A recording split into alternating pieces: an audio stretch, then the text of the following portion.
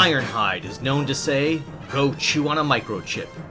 He always prefers action to words, as he is the oldest, toughest, most battle-hardened Autobot. Serving as bodyguard to Optimus Prime, Ironhide is in charge of guarding anything of importance. Gruff but kind, his trilithium steel skin makes him nearly invulnerable to attack. He shoots a variety of liquids, from supercooled nitrogen to superheated lead. He also has sonar, radar, and radio wave detectors. For all his might and courage, Ironhide is the sowest and most fragile of the group. 1982's Diaclone line in Japan offered two transforming Nissan-Vanettes, one in cherry red, and a second that was retooled into an ambulance later in the same year. Both toys were imported by Hasbro for 1984's first wave of Transformers, as Autobots Ironhide and Ratchet. These early figures were meant to transform and be piloted by smaller characters that would sit in a pilot seat directly behind the windshield.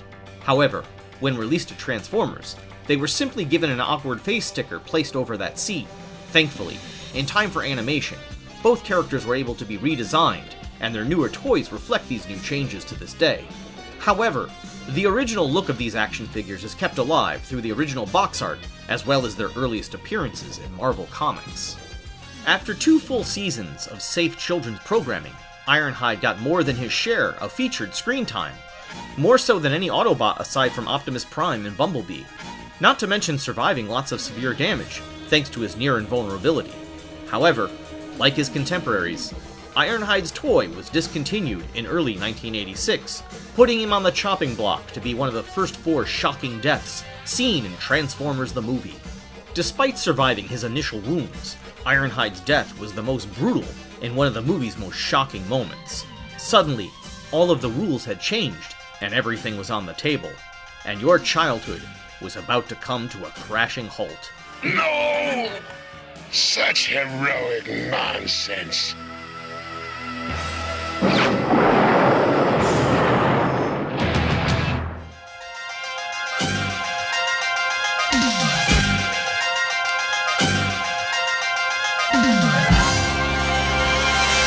When in early development, Marvel comic writer Bob Budiansky originally named Autobot Ironhide after TV detective Ironside. Initially appearing in his early design, an updated Ironhide didn't last long in the comic. As his toy was discontinued, Ironhide was one of several classic Autobots killed by an evil duplicate of Optimus Prime. In 1990, his original toy was re-released as part of the Transformers Classics line, leading up to his resurrection in UK Marvel Comics. And in the Generation 2 toy line, he was re-released in 2 brand new designs, both very different from his original look. Beast Wars gave us an Ironhide who transformed into a long-tusked African elephant, who along with his Maximal teammates Prowl and Silverbolt would combine to form Magnaboss. Later, this Ironhide was retroactively made to be the original Ironhide in a new body. From there, Ironhide became one of many classic names that would get reused in order to hold the trademarks for Hasbro. 2007's live-action Transformers movie brought back Ironhide, loosely based on his G1 version. Diversifying the smaller team's color palette with a new black finish, this Ironhide was more of a violent hothead. He gets urinated on by a dog, and then threatens to murder the animal, for laughs. This Ironhide met his fate in 2011's Transformers: Dark of the Moon. Stupid title, by the way. In this film, he is taken offline by a powerful cosmic rust cannon when he is betrayed by Sentinel Prime. Bummer. Let's be honest, I can rip on these movies for days, but in the end, they made Transformers bigger than they ever were before, and with that, a G1-inspired Ironhide returned for 2007's Transformers Animated, as well as the War for Cybertron video game, and he was prominently featured in comics from the 21st century. He's also seen in the animated War for Cybertron series, one of the very few reasons I still keep my Netflix subscription, as it is the only way to watch it. Voiced by our beloved Peter Cullen, long live this classic Autobot, and his many quotable moments. Every time I look into a monitor, Prime, my circuits sizzle. When are we gonna start busting Deceptichops? I want you to make a special run to Autobot City on Earth. But Prime! Listen, Ironhide, we don't have enough Energon cubes to power a full-scale assault. Ready the shuttle for launch. Your days are numbered now, Decepticreeps.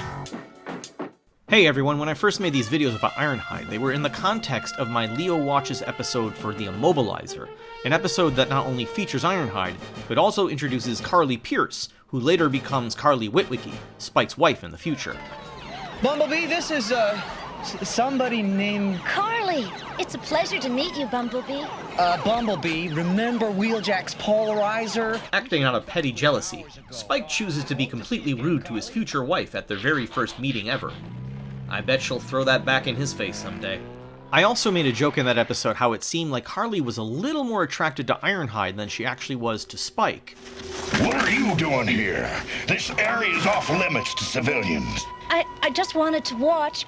I think you Autobots are totally incredible. From there, I went on to talk a little bit more about female human love interests in various Transformers stories. So I just wanted you to have a little bit of context so you know why I tacked this onto the end of the video about Ironhide. Here you go. Whether we're talking about Spike from the G1 cartoon or Buster from the comic books, human allies and Transformers have always had love interests as subplots. Marvel's Buster Witwicky began his story taking a girl he liked to a drive-in movie, the lovely Jessie. As fate would have it, that night changed Buster's life in ways he could have never imagined. As he became more swept up in the Autobot-Decepticon conflict on Earth, his ability to be available to her became more challenging. Things only worsened as Buster became more detached once he became in possession of the Autobot creation matrix. Years later, Buster and Jessie would briefly reunite as young adults in the bizarre Car Wash of Doom issue. Animated Spike, on the other hand, got a little action on a weekend excursion to Bali. There, he teams up with the tenacious Louisa, and from there, they have a four-way with Bumblebee and her family car. Despite Spike's interest in her, there is a clear age separation, as Carly would leave for college before him. Although we do see them together several times over the rest of the season. It's the episode Desertion of the Dinobots where things first start to come together for them. And later, at one point in Season 2, Spike swings and misses as he puts the moves on debutante Astoria Carlton Ritz. But she only has eyes for Power Glide, and yes, that's the name of an Autobot plane, and not a popular sex gel. Which, if it were, would severely change the meaning of that episode's title. Sam Witwicky from the 2007 Transformers movie was played by Shia LaBeouf and is teamed up with the gorgeous Michaela, introducing us to the movie's real hero, Megan Fox's sexy stomach. You think I'm shallow, huh? You think you're sure? No.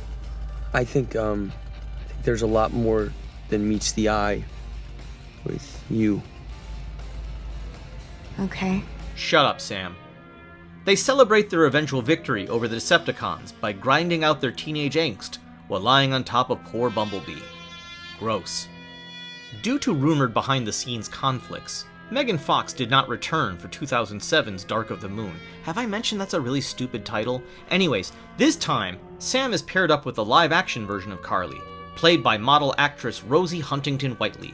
Introduced through a disturbingly gratuitous ass shot for a family movie, Carly proves to be a strong woman of modern cinema, as she allows Sam to treat her like absolute shit.